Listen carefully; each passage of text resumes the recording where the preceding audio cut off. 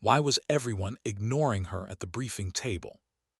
The room buzzed with low voices, the sound of papers sliding, pens scratching, men shifting in their chairs. She sat at the far end, her uniform pressed but dusty from the morning run, hair tied tight, eyes steady on the map spread across the steel surface. No one looked at her. Not the commander at the front, not the sergeant who handed out files, not even the medic who usually gave her a nod. It was like she wasn't there at all. She could feel it, the subtle dismissal. The way eyes skipped her, the way conversations closed off the moment she leaned in. Like she was a ghost in her own unit. A necessary body but not a voice. And she stayed still because the moment you showed you cared, you gave them power. The commander's voice cut through, flat, deliberate, as if he had spoken the same lines a dozen times before. Primary objective is extraction, secondary containment, tertiary classified. His hand hovered over the red-marked circle on the map. A valley deep in hostile territory, a cluster of ruined buildings around what used to be a school. That's where we go. That's where we end it. A murmur spread through the table. Questions about routes, enemy numbers, whether she asked none. Her eyes drifted instead to the small, sealed box sitting on the corner of the commander's desk. Black metal, heavy, no markings, no keyhole, no latch, just a seam like two halves pressed together. She knew what was inside, or maybe she only thought she did. Either way, the weight of it was already hers. The others didn't know, not yet. Her orders were simple, though the simplicity felt cruel. Carry the box, protect it, deliver it, and never, under any circumstances, open it. Her hand twitched against her thigh under the table. She imagined the texture of that cold metal in her pack, pressing against her spine mile after mile. It wasn't just steel and circuits. It was the fate of the mission. Maybe more than the mission. Maybe lives she'd never meet. But how do you explain that to men who don't want to hear your voice? The meeting ended. Chairs scraped back, boots thudded, laughter sparked between two corporals as they left. She stayed seated a moment longer, staring at the map. Her eyes traced the valley, the choke points, the shadows of cliffs. She memorized it like a secret prayer. Then she stood, collected her file, and left without a sound. Outside, the air was sharp with dust. Helicopter blades beat in the distance, rattling through her chest. She pulled her pack tighter. Already heavy, though the box wasn't inside yet. Soon it would be. A voice caught her, "Hey." She turned. Lewis, the youngest in the squad. His eyes were tired, bruised purple beneath, but kind. He gestured to her pack. "You carrying extra again?" She gave a small shrug. Words stuck in her throat. Lewis didn't press. He never did. He was the only one who sometimes looked at her like she belonged. "Get some rest," he said softly.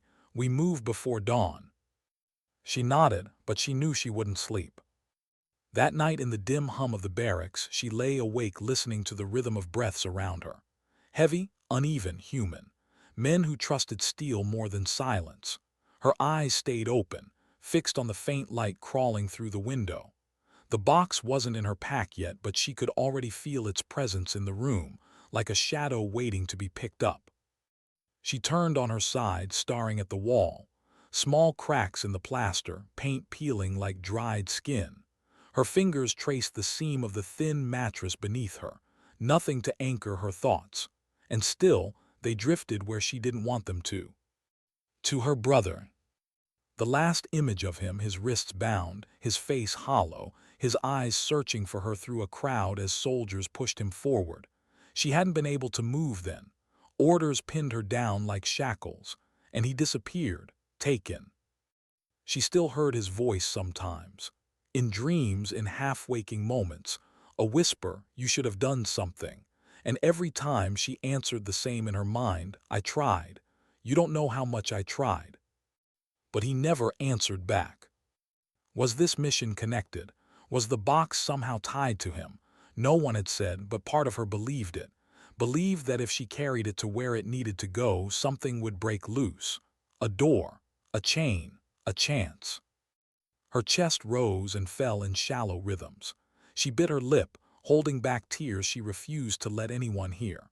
Then finally, exhaustion dragged her under. When morning came, it came hard.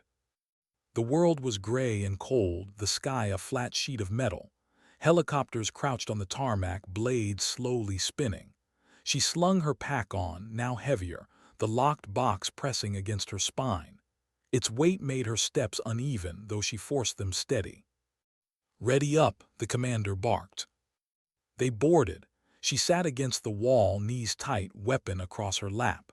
The box pressed into her back, reminding her with every jolt of the machine. Lewis sat across from her, eyes closed, lips moving in a silent rhythm. A prayer, maybe, or just a list of names he didn't want to forget. She wanted to ask, she didn't. The noise was deafening. Rotors, engines, men shouting over headsets. Yet inside her head it was quiet. A deep, suffocating quiet, like she was already far away. The helicopter lifted. The world dropped away beneath them, roads, buildings, tiny moving dots of life. And then only barren land. Brown ridges, pale dust, scars of rivers long dried. She closed her eyes and breathed, one breath for courage, one for silence, one for the box. Hours later they sat down in a clearing, blades kicking up a storm of dirt. Boots hit ground, orders flew, formation, movement, the mission had begun. She felt it immediately, the shift. The moment her boots pressed into hostile soil, the world narrowed. Every sound mattered, every shadow. The weight on her back grew heavier, as if the box itself knew where it was. They moved through the valley, rifles sweeping, eyes sharp. Wind slid down the cliffs, carrying whispers of stone. She kept her steps light, her breathing controlled. Inside, though, something churned. Anxiety, sharp and unrelenting. Halfway through the first stretch, gunfire cracked. Echoes shattered the still air. Dust burst around them. Shouts, commands, men hitting the ground. She dropped, pressed against rock, heart pounding. Her eyes flicked, figures on the ridge, muzzle flashes. The squad fired back, the sound thunder in the narrow space. She pressed lower, her chest against stone. The box dug hard into her spine. Her instincts screamed, fire, return, move. But her orders whispered louder, protected above everything. Lewis slid in beside her, shoulder brushing hers. His rifle barked, hot casing spilling. "You good?" he shouted over the chaos. She nodded once. She wanted to say more, but her throat was tight. The firefight stretched, then slowed, then died. The ridge emptied. Silence settled, jagged and uneasy. Men checked each other. A few wounded, nothing fatal. The commander barked them forward again. She stood, legs shaking, breath still uneven. The box felt heavier than ever. As they moved, Lewis touched her arm, quick, quiet. "You didn't fire a shot." She met his eyes, held them, then looked away. He didn't push, but she knew the question lingered between them. Because what he didn't know, what none of them knew, was that she couldn't.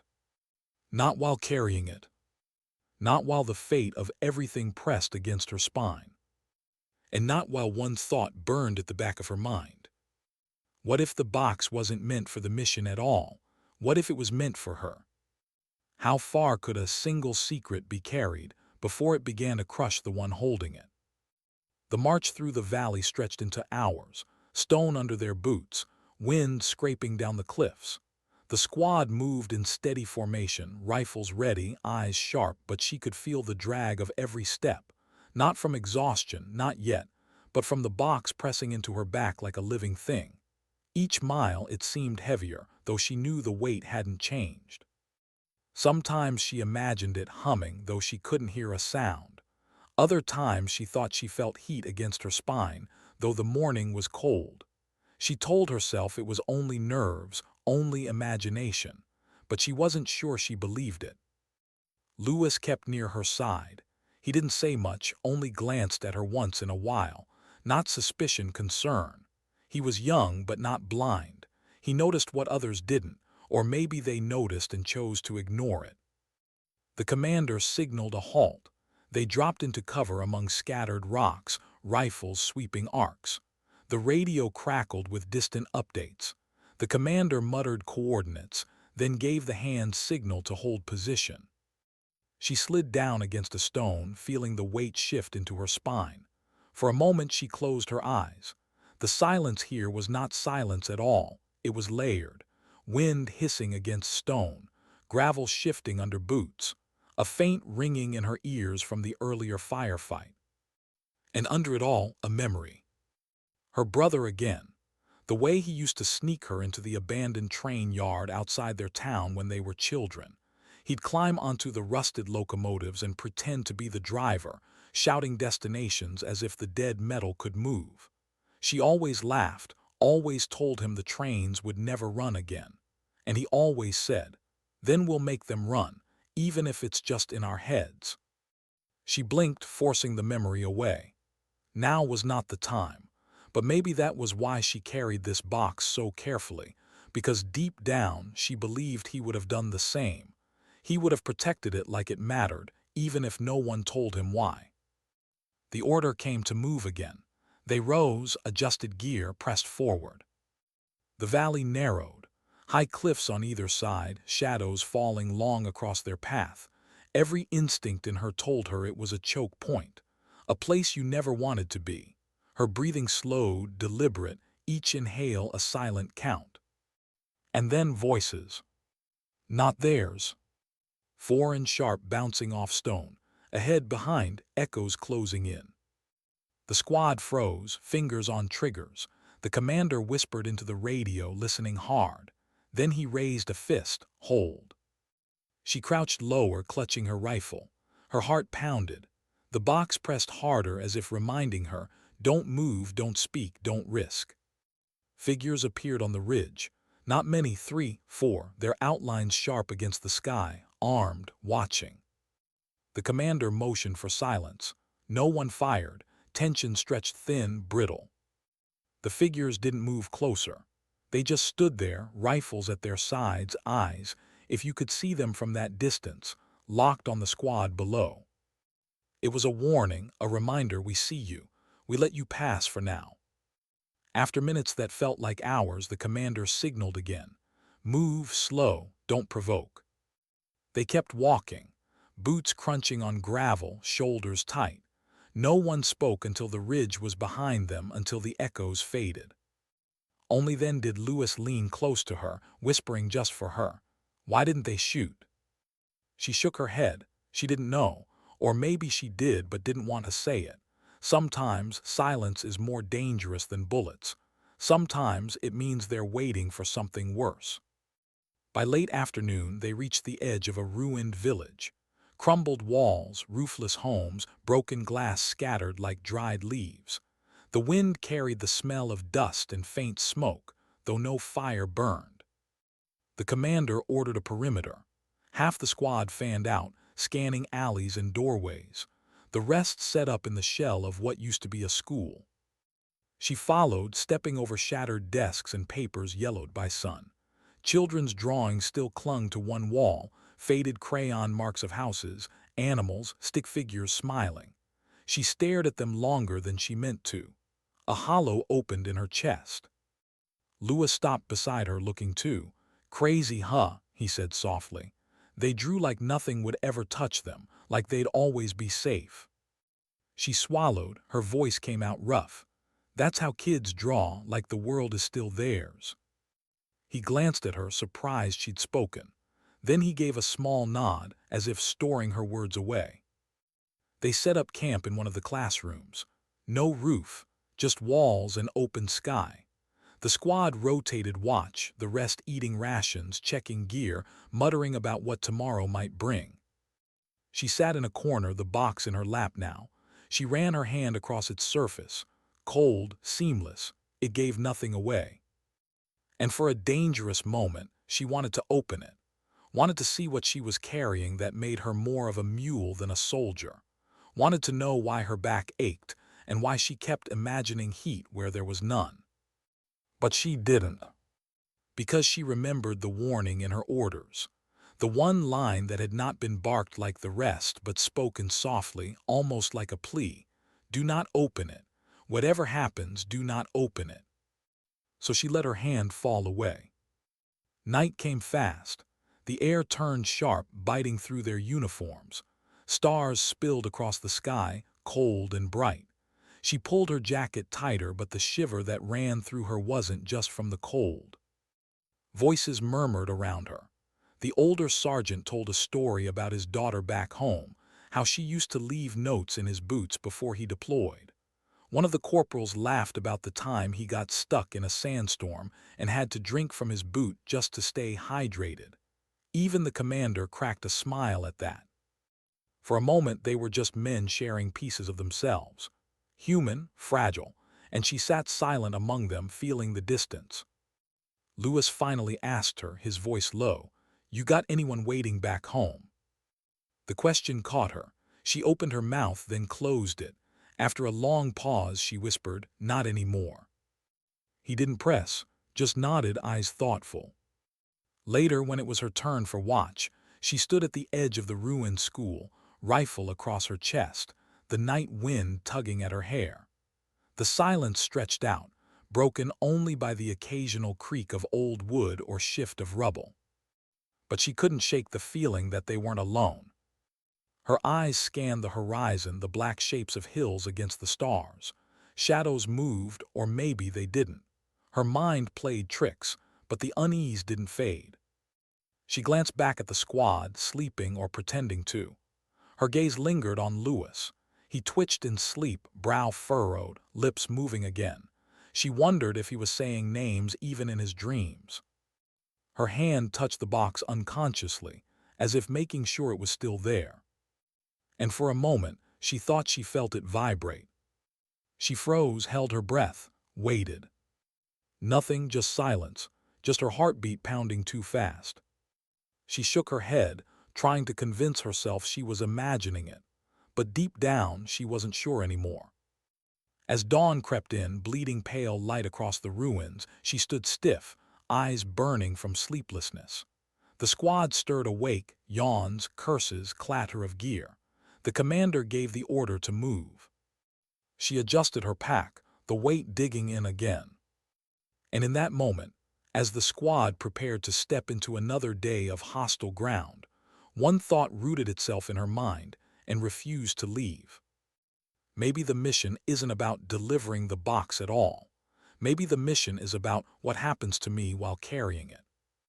How long can someone carry fear before it turns into something else? By mid-morning, the air had thickened. Heat pooled between the cliffs, clinging to their uniforms, dragging sweat down their backs. Every breath tasted of dust. The squad moved in a line through a jagged path of stone, boots crunching, rifles sweeping. She felt every ounce of the box pressing into her spine. Each mile stretched longer than the last. She told herself to focus on her footing, the rhythm of her breathing, the angle of the sun. Anything but the constant awareness of what she carried. Lewis walked ahead of her, his shoulders tight, scanning every ridge. She caught the way his head tilted sometimes, listening like he heard things the others didn't. Maybe he did, or maybe they all heard the same things, but only he admitted it. The commander raised a hand. The line stopped. He crouched, studying the path ahead, a stretch of open ground, flat, too flat. She felt the air change, thin with tension. "Trap," the older sergeant muttered. The commander nodded, eyes sharp, move fast. One by one they crossed, boots quick on the pale dirt, rifles up. She followed, heart hammering, every step a prayer. The box dragged at her spine, urging her to stumble, to fall, to fail. But she didn't. Halfway across, a sound cracked the silence. Not a shot. A click. She froze, the others spun, weapons ready. Her pulse thundered in her ears. And then nothing, no blast, no fire, just the wind. The commander motioned hard, "Move." They ran the last stretch, lungs burning, until they hit cover again. No explosion followed, but the silence was heavier now.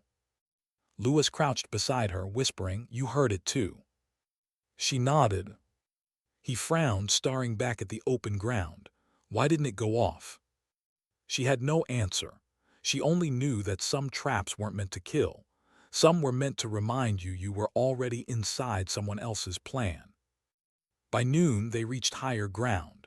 The cliffs opened into rolling stone hills, broken only by the carcass of an old water tower, rusted metal leaning to one side. They stopped in its shadow, drinking, catching breath. She sat apart, back against the tower's cool steel, the box between her knees. Her hands rested on it, fingers tracing the seam she could never cross. For a long time she stared at it. The urge rose again, open it, just for a second, just to know. But then she remembered her brother's voice, years ago when she was a child and he caught her trying to pry open a locked drawer in their father's workshop. He'd put a hand over hers, firm but gentle. Some things aren't locked to keep you out. They're locked to keep you safe. She let her hands fall away. Voices drifted from the squad nearby. The sergeant was telling a story about home again, about his daughter's birthday last year. How he had missed it. How she cried when he called. His voice cracked just for a second before he laughed to cover it. One of the corporals admitted he hadn't written to his family in months, said he didn't know what to say anymore. What do you tell them when every day feels like your last, but you're still here? The commander cut them short. Save it, we move in 10. But for a moment she had seen it, the cracks in their armor, the parts of them that were more than soldiers, and it reminded her that every one of them carried something unseen. Maybe she wasn't the only one with a box pressing into their back. When they moved again, the terrain grew rougher. Narrow ridges, loose stone, cliffs dropping into shadows. Every sound echoed, magnified. That was when the shot came. A single sharp crack from far away. One of the corporals dropped, throat hit, no sound, just collapse. Chaos erupted. The squad scattered to cover, rifles firing toward unseen cliffs. Dust and rock burst around them. She dove behind stone, the box slamming hard into her back. Her chest heaved, hands tight on her rifle. She wanted to fire, to do something. But the weight reminded her again, protect it first. Everything else second. Lewis crawled beside her, dragging the wounded corporal's weapon. His eyes were wide, wild, but steady. "Sniper!" he shouted. The commander barked orders. 2 men flanked wide, returning fire in bursts. Another dragged the corporal's body back, blood dark against his uniform. Minutes stretched, more shots, more echoes, no clear target. Finally, silence. The enemy melted back into the cliffs, unseen, untouchable. The corporal was dead. The squad stood in a broken circle around him. No one spoke. The wind filled the silence, carrying dust across his still body. She stared, throat tight. She didn't know his family, didn't know his story, but she felt the weight of his absence already pressing on the squad like another box no one wanted to carry. Lewis knelt, closing the corporal's eyes with a trembling hand. His jaw clenched hard. The commander finally spoke, voice flat. "We move, leave nothing behind." So they did. They left the body where it fell because weight meant death out here, and they carried only the memory. She walked on, legs heavy, chest aching. The box felt heavier than ever, and for the first time she wondered if it was cursed. That night they sheltered in a narrow canyon. The cliffs rose high, stars a thin strip above. Fires were forbidden, so they sat in the dark, the cold wrapping around them. Lewis sat near her, silent. His face was pale in the starlight, eyes hollow. Finally, he whispered, "You ever wonder if we're meant to come back?" She looked at him. His question wasn't casual, it was desperate. She hesitated, then answered, her voice low, "I wonder every day." He nodded slowly, as if her honesty steadied him. She almost told him then, about the box, about what little she knew and what more she feared, but the words stayed locked inside her just like its contents, because once she spoke them she couldn't take them back. Instead, she said, "We don't choose what we carry, we only choose how long we carry it." His eyes lingered on her, searching. Then he looked away, laying back against stone, lips moving again in silent rhythm. She leaned against the canyon wall, clutching the box to her chest. Her heart beat in sync with it, or maybe against it. She couldn't tell anymore.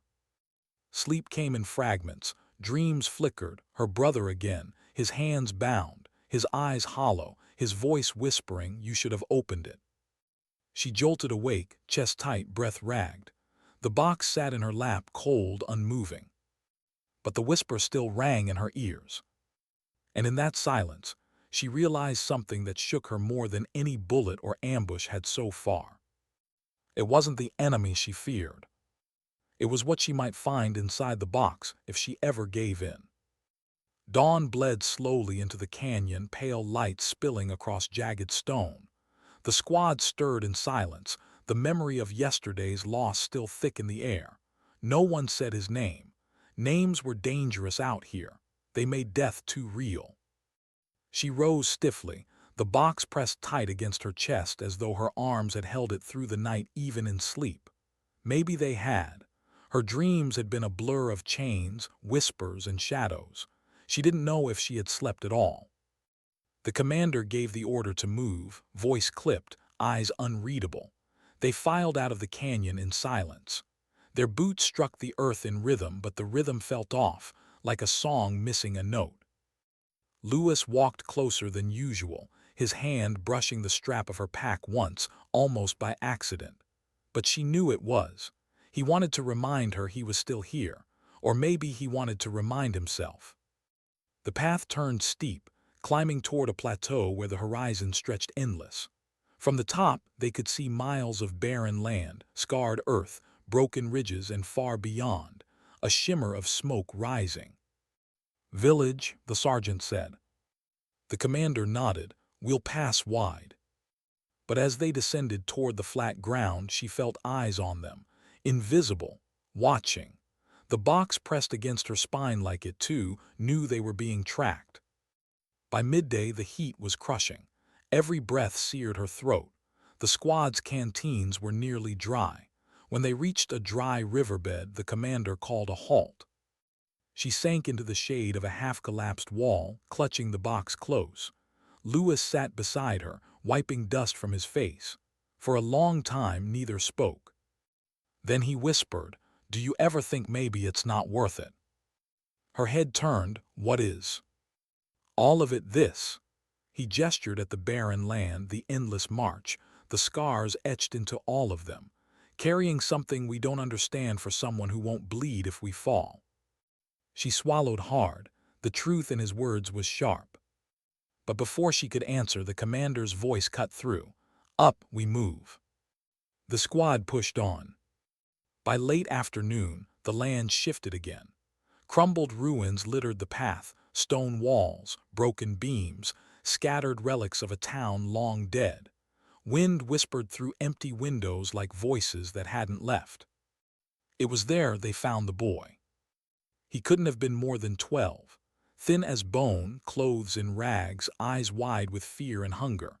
He froze when he saw them, a scrap of bread clutched in his hand. Rifles rose in reflex. "Hold," the commander ordered. The boy's chest heaved, eyes darting from soldier to soldier. Then they landed on her, on the box, and he stopped trembling. For one breathless second, she felt something impossible, recognition. Like he knew. The commander stepped forward, crouching. "Where are the others?" he asked in the local tongue. The boy said nothing, just stared at her. Lewis shifted beside her, tense. Finally, the commander waved. "Leave him." They moved on, the boy's gaze burning into her back until the ruins vanished behind them. Her thoughts spun. How could he have known? What could he have seen? Unless the box wasn't as invisible as they'd been told, unless its presence was a beacon. That night they camped among blackened stones. No fire, just silence and the weight of the stars.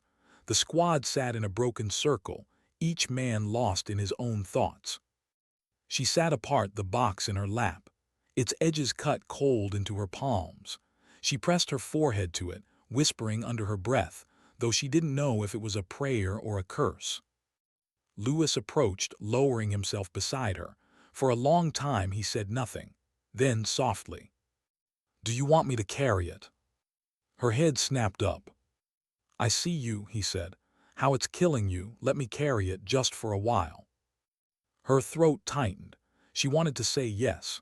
God, she wanted to say yes. But the thought of the box leaving her arms filled her with a terror she couldn't name. No, she whispered. Lewis's jaw clenched. He looked like he wanted to argue, but instead he nodded. Then at least let me carry you through it, however I can. His words cut deeper than she expected. She wanted to thank him, but the words wouldn't come. She only held the box tighter. Sleep was thin that night. Her dreams twisted, her brother again, but this time not in chains. This time he stood free, reaching for the box. His eyes were hollow, voice sharp. If you won't open it, I will.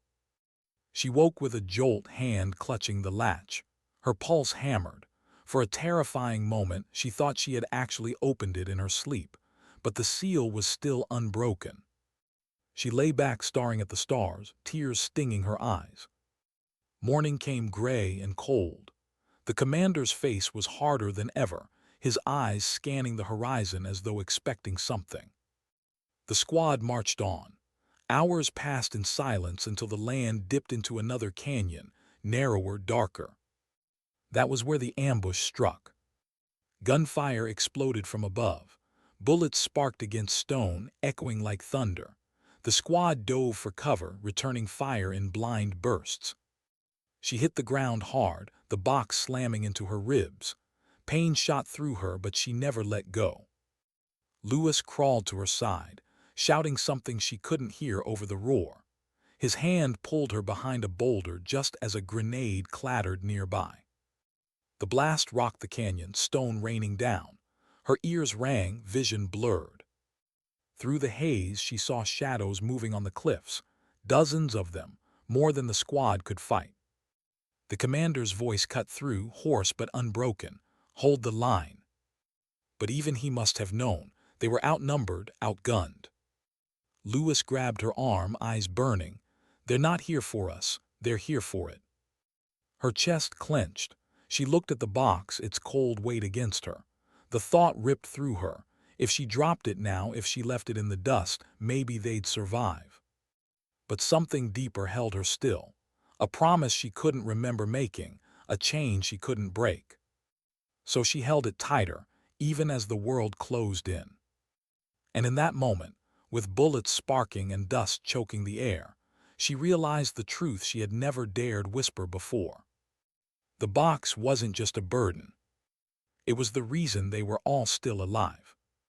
And maybe the reason they would all die. The silence after the gunfire was worse than the chaos itself.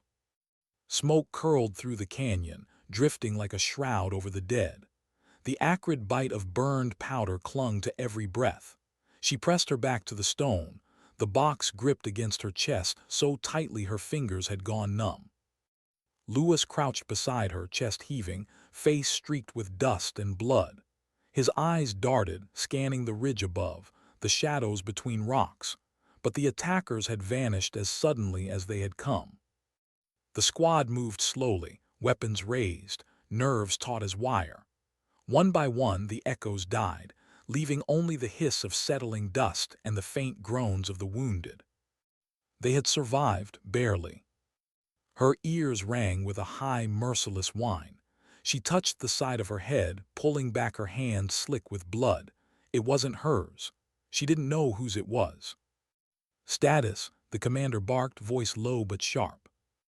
Men called out 2 dead, 3 wounded. The words landed heavy. The squad was shrinking. She swallowed hard, pressing the box tighter. The canyon felt smaller now, like the stone itself was closing in, suffocating. Lewis looked at her, lips moving, but she couldn't hear him. Only the ringing, only the pounding in her chest. Then his hand touched hers, firm, grounding. She met his gaze, and for a moment the noise softened. "You still with me?" he mouthed. She nodded, though she wasn't sure it was true. They regrouped, dragging the bodies to the canyon wall, covering them with dust and stone. No graves, no markers, just silence. Names were whispered once, then swallowed into the air. She wanted to scream, to shout that it wasn't fair, That carrying this box, this cursed weight, had brought death closer with every step. But she said nothing. The commander gave the order to move. The squad limped forward, slower now, shadows etched deeper into their faces. Every sound carried threat. Every gust of wind felt like it hid eyes. The canyon opened into a valley, flat, desolate, with mountains rising like teeth at the far edge. The sun beat down, merciless. The squad moved across it like ghosts, hunched and weary. She stumbled once, knees buckling. Lewis caught her arm, steadying her. His eyes softened, but he didn't speak. Words were too heavy now. By dusk, they reached the far edge of the valley, where a cluster of abandoned buildings stood against the slope. Broken walls, shattered roofs, empty windows staring like hollow eyes. The commander chose it as shelter. Inside, the air smelled of dust and rot. They cleared the rooms quickly, then settled in the largest, a collapsed hall with only half a roof. The wounded were tended, rations split. She sat against a crumbling wall, the box on her lap, hands trembling around it. Lewis joined her, setting down his rifle with a weary thud. He stared at the box, then at her. "Why don't you ever put it down?" She blinked. "You don't eat without it, you don't sleep without it, you hold it like it's all you have left." His voice broke slightly. "What's in there, really?" Her lips parted. The truth hovered close, sharp on her tongue. But she closed her mouth. "Lewis," she shook her head, "if I told you, you'd hate me for it." His brow furrowed, hurt flickering in his eyes. "You don't trust me." "I do," she whispered. "That's the problem." The silence between them stretched, raw and heavy. Finally, Lewis leaned back, eyes fixed on the shattered roof above. "Then I'll carry the not knowing, if that's all you'll give me." Her chest ached. She wanted to reach for him, to take his hand, to promise him something, anything. But the box was between them, cold and unyielding. That night she dreamed again. This time her brother wasn't in chains. He was free, standing in front of her, his hand resting on the box. His face was pale, drawn, but his eyes burned with something she hadn't seen in years: hope. "Open it," he whispered. "Set me free." She reached for the latch, trembling. But as her fingers brushed it, she saw the squad behind him, Lewis, the commander, the others. They were staring at her, weapons raised, fear in their eyes. "Don't," they whispered. "Don't you dare." She woke with a gasp, drenched in sweat. The box was still in her lap, untouched. Her heart hammered like it would tear through her ribs. The squad stirred slowly in the gray of dawn, faces hollow, eyes bloodshot. The commander's voice was hoarse when he ordered them to move. They left the ruins behind, climbing into the mountains. The path narrowed, stone crumbling under their boots, the wind cutting cold. Hours passed. The world shrank to the rhythm of steps, the weight of the pack, the icy breath of the wind. Her legs ached, her shoulders burned, every muscle screamed, but still she clutched the box. At a narrow pass, they stopped to rest. The squad gathered in a jagged alcove, huddled against the cold. The wounded shivered, wrapped in thin blankets. The commander knelt over a map, lines of worry etched deep into his face. "2 more days," he muttered, "if we're lucky."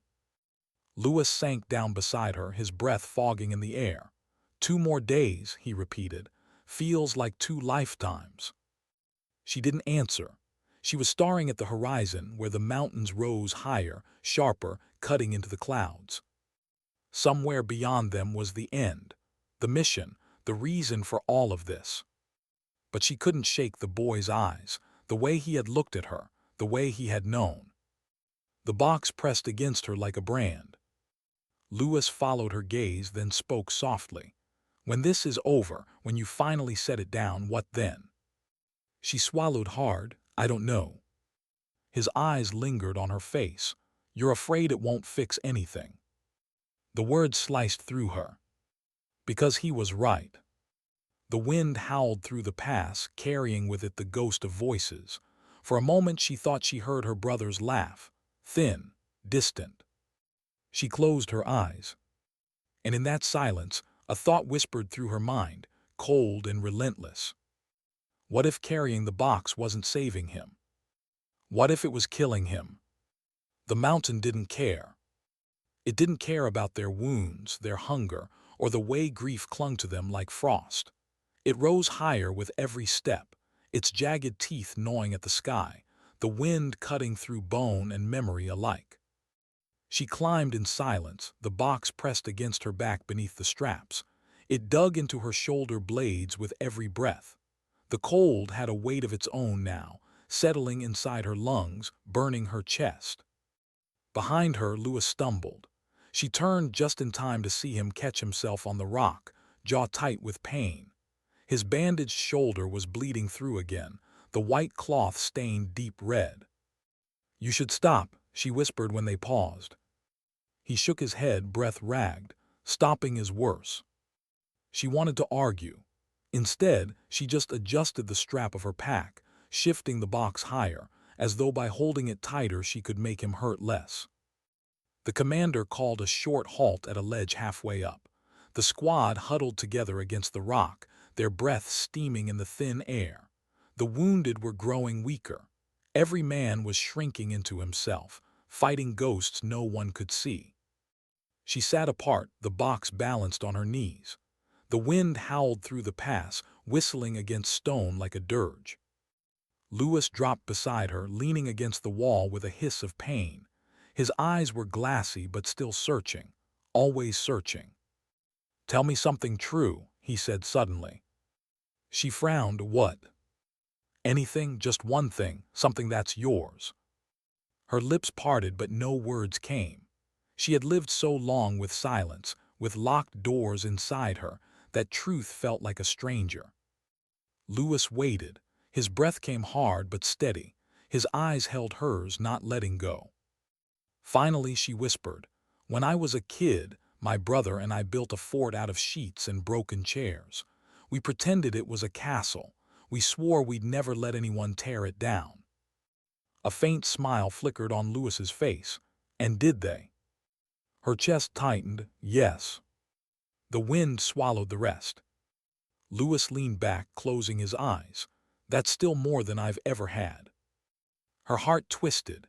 She wanted to tell him more, to let him see the weight she carried wasn't only wood and metal, but the words froze on her tongue.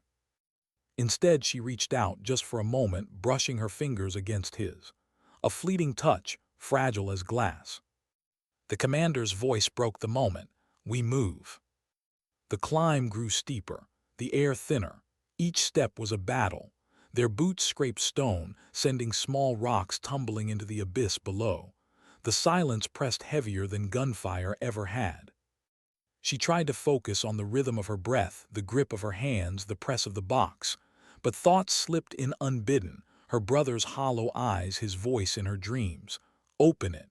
Free me." Her foot slipped. She caught herself gasping. For one terrifying second, she had thought about letting the box go, watching it fall, tumbling into nothing, vanishing forever. The thought sickened her, yet it lingered. By late afternoon, snow began to fall.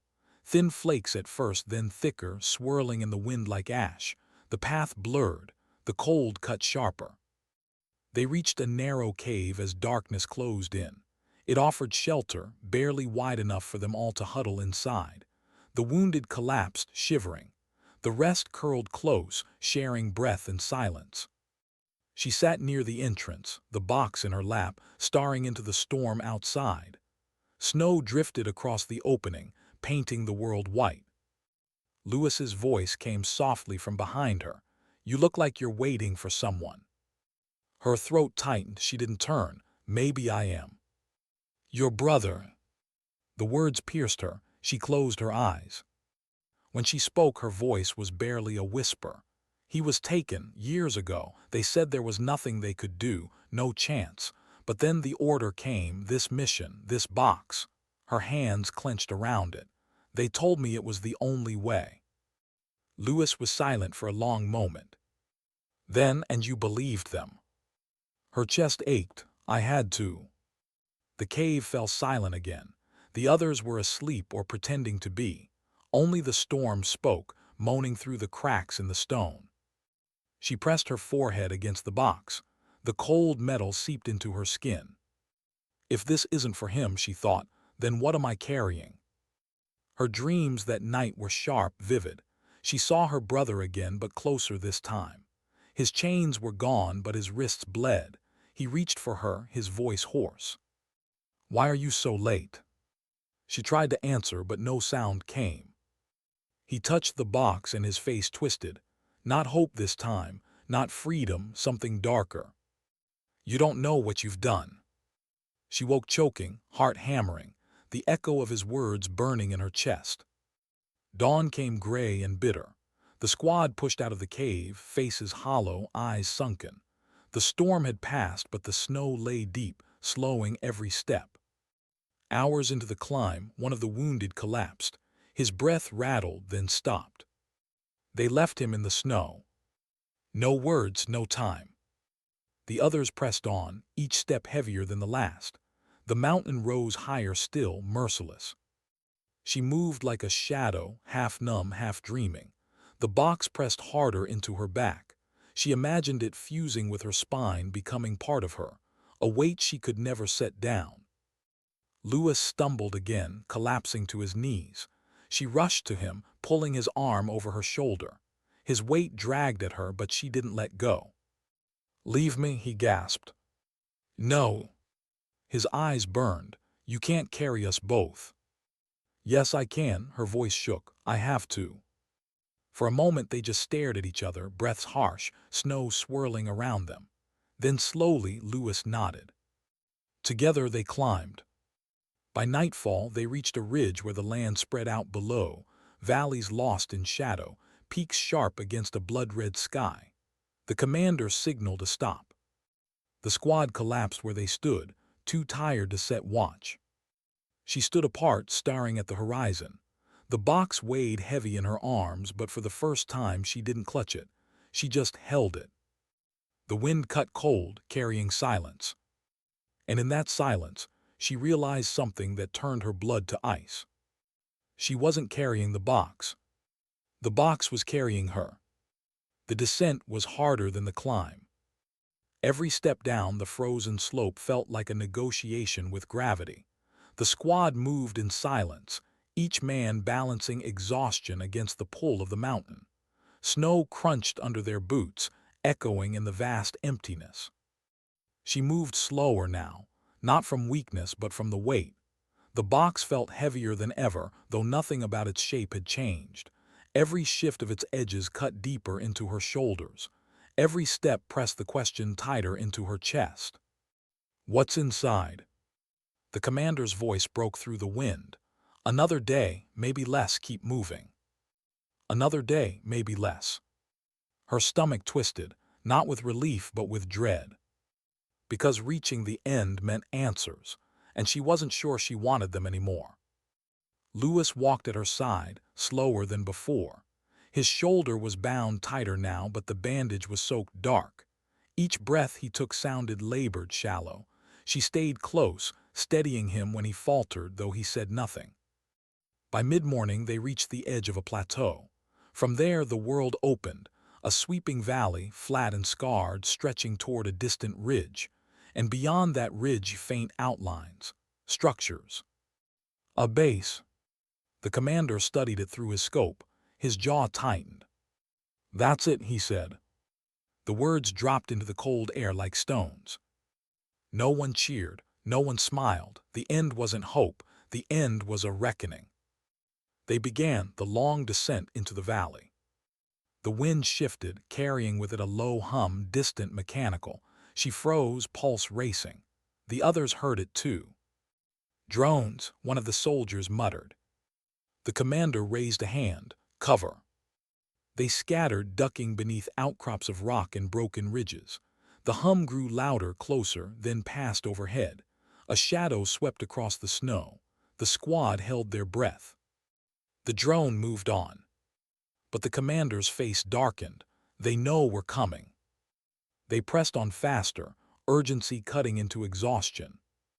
By dusk they reached the valley floor. The cold deepened, the sky bruising into twilight. They moved in a staggered line, weapons raised, every sound a threat. She felt the box pulling harder now, like it wanted to be closer to its destination. Her hands itched with the urge to open it, to end the torment of not knowing. But she didn't. Not yet.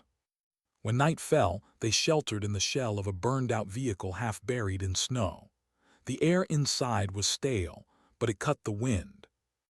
The squad sat in silence, shoulders hunched, eyes hollow. One of the younger soldiers, barely older than the boy they'd seen in the ruins, finally spoke. "Do you ever think about home?" His voice cracked in the stillness. No one answered. He gave a bitter laugh. "Guess not." Then softer, "My mom used to send letters. I stopped opening them. Didn't want to know what I was missing. Now I'd give anything just to see her handwriting again." The silence that followed was heavy. She stared at the box in her lap, her throat tight. What would she give? Everything. Lewis's hand brushed hers, grounding her again. She looked at him. His face was pale, lips cracked, eyes dimmed with pain, but still alive, still searching. He whispered, "You ever think maybe the box isn't what you think it is?" Her chest tightened. "Then what is it?" His eyes lingered on hers. "Something they'll use, something they'll never explain, and when they're done, you'll still be empty." She wanted to deny it, to tell him he was wrong, but the words wouldn't come. Instead, she whispered, "If it's not him, then what's left of me?" The question hung between them, raw and aching. Lewis reached for her hand, squeezing it weakly. "You're still here, that's enough." But she didn't believe him. Not anymore. Sleep came fitful, broken. Her dreams bled with images of her brother again, his face clearer now, his voice sharp. "You're not saving me," he whispered. "You're delivering me." She woke in a cold sweat, clutching the box so tightly her nails cut into her skin. The commander's voice cut through the dark. "We move now." They pushed into the night, crossing the frozen plain. The moon lit the snow in silver, their shadows stretched long behind them. Every sound was magnified, the crunch of boots, the click of rifles, the rasp of breath. Then the shots came. Sharp echoing. The first man fell with a cry, blood staining the snow. Contact. The squad dropped, returning fire toward the ridge. Muzzle flashes sparked in the dark, shadows moving fast. She hit the ground, clutching the box to her chest as bullets hissed overhead. Lewis pulled her behind the wreckage of a stone wall, firing bursts into the night. The commander's voice roared above the chaos. "Push forward, move." They scrambled, darting from cover to cover, the base still distant but visible, glowing faint on the horizon. Lewis stumbled, nearly falling. She grabbed him, dragging him forward, the box clutched tight in her other arm. Bullets cracked past them, sparks spraying stone. Her lungs burned, her legs screamed, but she didn't stop. They pushed through the fire, reaching the shadow of a ridge. The enemy retreated into the night, leaving silence broken only by groans and shallow breaths. 2 more men were down. The commander's face was stone. "We keep moving."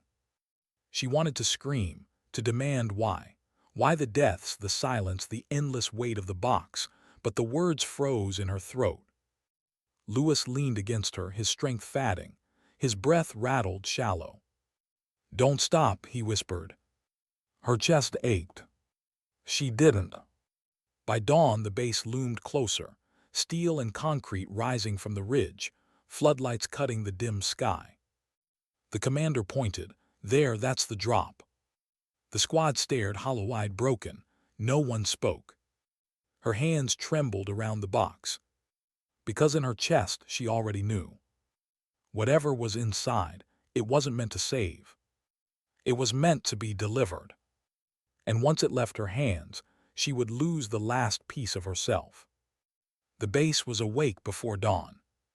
Floodlights swept the valley, beams carving the snow into shifting shadows. The air buzzed with generators, low and relentless. Soldiers patrolled the perimeter, their movements crisp, mechanical. From the ridge, the squad stared down in silence. No one spoke of relief. No one dared. The commander's face was unreadable, jaw set against the frost. He scanned the facility with steady eyes, then lowered the scope. "This is it," he said. Her stomach twisted. The box burned against her back. Lewis stood beside her, weak but upright, his shoulder wrapped in layers of bandage that no longer held back the blood. His breath rattled shallow, but he didn't falter. Not here. Not now. They descended together, their footsteps muffled in the snow. Each crunch echoed louder than gunfire. Her pulse thundered in her ears. At the gates they were met by men in darker uniforms, faces hidden, movements precise. Not soldiers like hers, not brothers in arms. Operatives. The kind who didn't explain, the kind who didn't answer questions. The commander exchanged clipped words with them, his tone sharp, professional. Then he turned back, his eyes sweeping the squad. "Stand down, mission complete." She froze. That was it. Just words. Her fists clenched, her chest heaved. The operatives stepped forward, one extended a hand. "The package." The package. She felt it then, the final tearing inside, the last thread of hope fraying apart. Her brother's face flashed in her mind, his hollow eyes, his voice soft but sharp. "You're not saving me, you're delivering me." Her grip tightened around the straps, her body trembled. Lewis whispered, "You don't have to." But the commander's voice cut sharp, "Hand it over." Her throat burned. Every mile, every wound, every name lost along the way, all of it led to this moment, and all of it meant nothing if she let go. She met the operative's gaze. His eyes were flat, cold, like the box meant nothing, like her pain was irrelevant. She wanted to scream, to demand answers, to force them to open it here now, to prove that her brother was more than a bargaining chip, more than a ghost. But her body betrayed her. Slowly her arms moved. Slowly she lifted the box from her pack. Slowly she placed it in his waiting hands. The moment it left her grip, she felt it, an emptiness vast and crushing. The operative turned without a word. The others followed. The box disappeared through the gates. Gone. She stood frozen, her arms still trembling, her chest hollow. Lewis's hand touched hers, weak but steady. "It's over," he whispered. But it was. Because nothing had ended, nothing had changed. The weight was still there, only now it lived inside her. The commander dismissed the squad, his words clipped, his tone final. Transport would arrive, debriefing would follow, but none of it mattered. Not to her. She walked away, past the floodlights, past the shadows, past the cold walls of steel. She walked until the base faded behind her, until the snow stretched endless again. Lewis followed, his steps uneven but unwavering. They stopped on a ridge overlooking the valley. The wind howled, biting at their skin. The world felt empty, vast, merciless. She sank to her knees. The snow pressed cold against her palms. Her breath shook in the air. Lewis knelt beside her. "You did what you had to," he said softly. Her eyes burned. "Did I?" Silence. The wind answered for him. She closed her eyes, and for a moment she saw her brother again. Not hollow, not broken, just as he was before, laughing, alive, untouched by war. The memory cut sharper than any blade. Her lips trembled. "I don't even know if he's still alive." Lewis didn't argue, didn't lie. He just sat there beside her, his silence steady. And in that silence, something shifted. Because maybe the box was never meant to save him. Maybe it was never about him at all. Maybe it was about the weight she carried, the belief, the hope, the refusal to stop. And maybe that was what kept her alive. She opened her eyes. The valley stretched endless before her. The base glowed faint in the distance. The snow carried no footprints but theirs.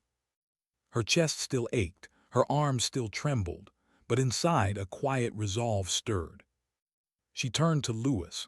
His face was pale, his strength fading, but his eyes still searched for hers, still held on. And for the first time in days, she let herself believe that maybe that was enough. Not the box, not the mission, not the promises of men who spoke in orders and secrets. But this, the human weight beside her, the quiet bond that war couldn't break, the memory of what was lost, and the choice to carry it forward. She rose slowly, her body aching, her breath steady. She offered her hand to Louis. He took it, his grip weak but certain. Together they stood against the wind. The box was gone, the mission was over. But their story was. And as the cold swept across the valley, as silence pressed heavy around them, she felt it. Something stronger than orders, stronger than secrets, stronger than loss. A dignity that didn't need words. Sometimes dignity doesn't speak. It simply acts. And in that silence she carried it forward,